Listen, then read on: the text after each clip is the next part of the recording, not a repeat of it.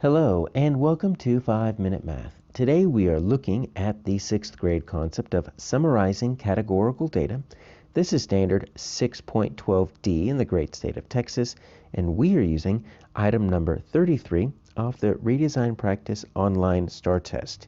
If you haven't done so already, please go ahead and take a moment to pause the video, work this problem out on your own, unpause it, and we will look at our answers together.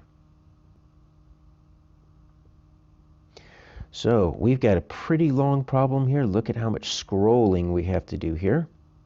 So let's start at the very top. The news agency predicted the number of votes that each of the 4 candidates of the mayor would receive.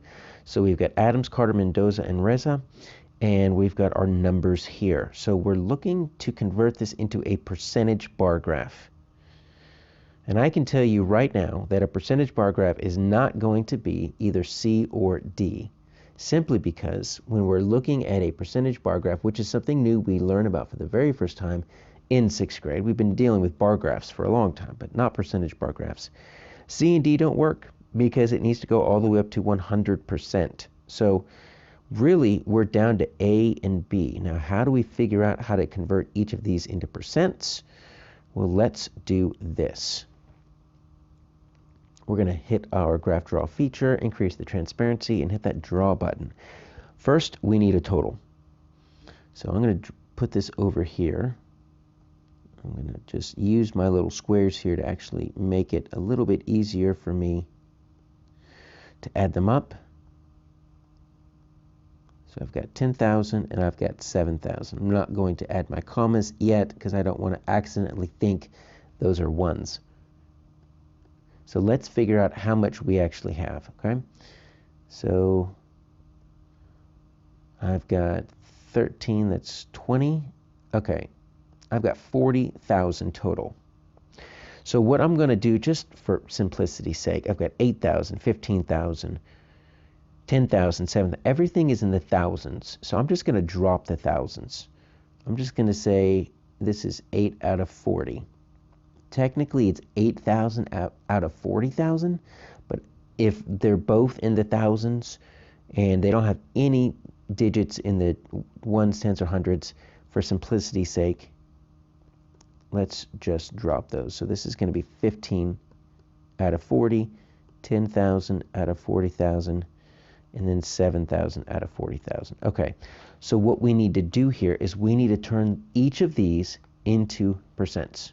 So how do we turn these into percents? Well, what we're going to do is we are going to either try to get these into a denominator that's got 10, 100, or 1,000, and I can't think of 40 going easily into 10, 100, or 1,000, so we're going to need to do the other version of just dividing up. You can always change a decimal fraction into a decimal by dividing up. So let's start with that first one. 40 goes into 8.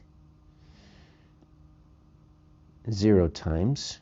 So how many times does 40 go into 80? Oh, that's pretty easy. Twice. Okay. So this is going to be, and let me just add that into a different color, 0.2, which means if I want to turn that into a percent, you move the decimal over twice, 20%. All right, so let's put that right here. So I'm looking for atoms to be 20%. All right, so we need to do that same thing with these other ones. I need to divide 40 into 15. 40 does not go into 15. How many times does 40 go into 150? Almost 4 times. Let's do 3. That's 120. That's going to be 30. Keep adding zeros here. So that's going to be 7, 28. Another 1, and that's going to be 5. All right. So 0.375, 0.375, move the decimal over once, twice, so that's 37.5%. So we can start with those two, and we can see how are we doing with A and B. Do we have atoms at 20%? You see atoms is that white. Look, we've got atoms at that 20% right here, but it's at 25% right here. We've already eliminated the other two, which means if we were to continue this by dividing, we could do it, but our answer is going to be B.